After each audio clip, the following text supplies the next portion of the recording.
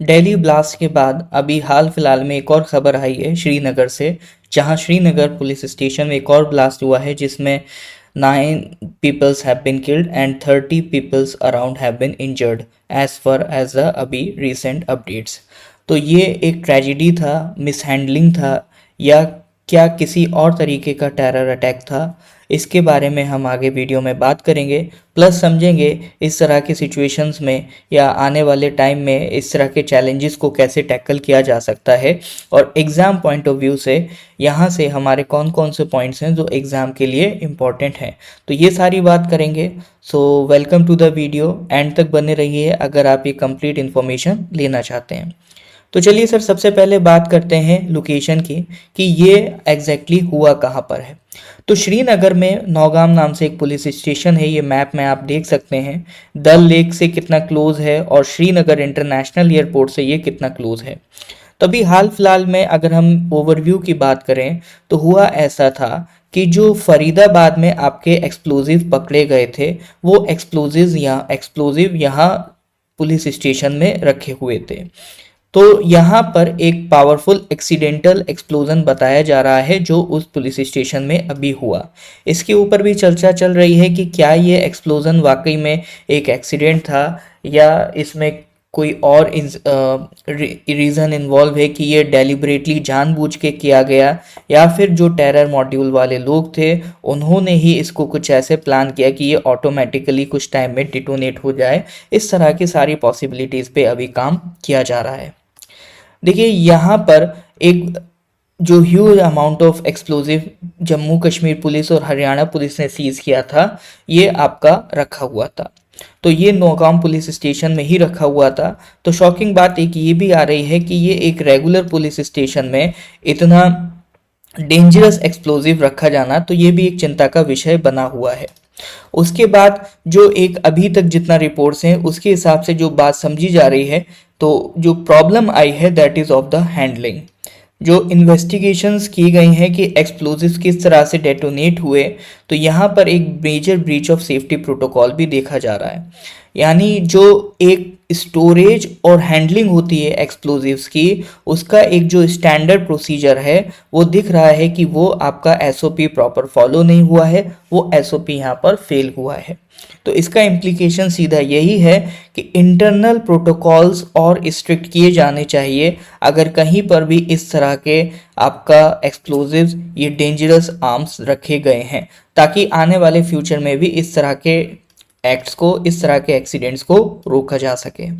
Security और intelligence के हिसाब से अगर हम बात करें तो कुछ वल्नरेबिलिटी ऐसी भी लग रही है कि वाइट कॉलर नेटवर्क्स हो सकते हैं, ये इसमें कुछ इन्वॉल्वमेंट हो, या फिर कुछ यहाँ पर मटेरियल ट्रैवलिंग जो हुआ है अक्रॉस द स्टेट लाइन, उसका भी एक रिस्क है। इंटर स्टेट कोऑर्डिनेशन में कुछ प्रॉब्लम आई है।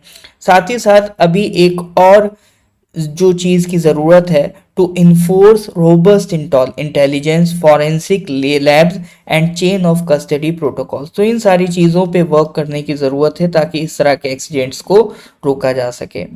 देखिए वैसे तो ये डायरेक्टली लिंक नहीं होता है, इनडायरेक्टली लिंक ही होता है, बट नॉर्थ ईस्ट के पॉइंट ऑफ व्यू से भी हम यहाँ पर एक बात बोल सकते हैं कि भले ही ये इंसिडेंट जम्मू कश्मीर हरियाणा का था, बट यहाँ पर नॉर्थ ईस्ट स्टेट में भी अपना कई बार इस तरह से एक्सप्लोजिव अगर पकड़े जाते हैं तो रिमोट एरिया में उसको किस तरह से हैंडल किया जाए, और जो इंसर्जेंसी सप्लाई चेन्स हैं उसको किस तरह से रोका जाए, और जो इंटर स्टेट लॉजिस्टिक्स हो रहा है, सप्लाई हो रहा है, उनको किस तरह से हैंडल किया जाए, इसके लिए भी एसओपीज स्ट्रांग होने की ज़रूरत है। क्योंकि हमारा जो नॉर्थ ईस्ट रीजन का जो टेरेन है वहाँ पर इतना आसान नहीं होता है अगर कोई इस तरह का इंसर्जेंट एंटर कर जाता है, क्योंकि हमारे बॉर्डर्स काफ़ी पोरस हैं, तो वो इस तरह का जो ट्रांसपोर्ट है, उस तरह का जो सीजर है, उसको थोड़ा सा मुश्किल बना देते हैं।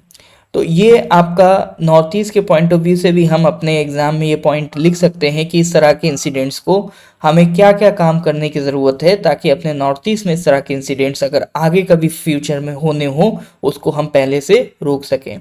साथ ही देखिए एग्जाम पर्सपेक्टिव से अगर हम बात करें तो हमारा जो सिलेबस के टॉपिक्स हैं जैसे कि internal security, terrorism, centre state coordination, उन टॉपिक्स के पॉइंट ऑफ व्यू से भी ये जो न्यूज़ है इसके पॉइंट्स हम यहाँ पर यूज़ कर सकते हैं। उसके अलावा अगर हम चैलेंजेस की बात करें कि अगर यहाँ पर ये फेलियर्स हो रहा है तो क्यों हो रहा है, क्या क्या चैलेंजेस हैं इस तरह के एक्सप्लोजिव को हैंडल करने में।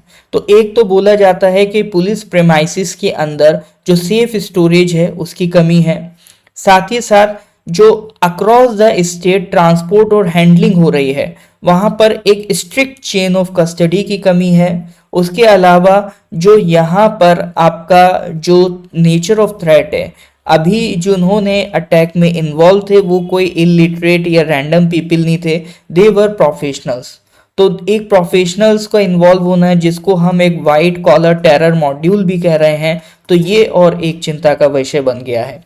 तो यहाँ पर हमें फॉरेंसिक्स में इन्वेस्ट करने की ज़रूरत है, हमारे जो लीगल और प्रोटोकॉल हैं उनको अपग्रेड करने की सख्त ज़रूरत है।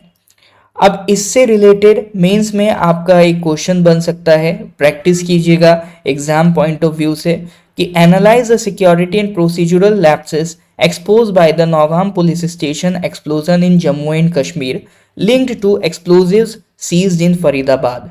What reforms should be implemented in India's law enforcement agencies to prevent such incidents in future, especially in remote और sensitive zones। तो इस क्वेश्चन को प्रैक्टिस कीजिएगा।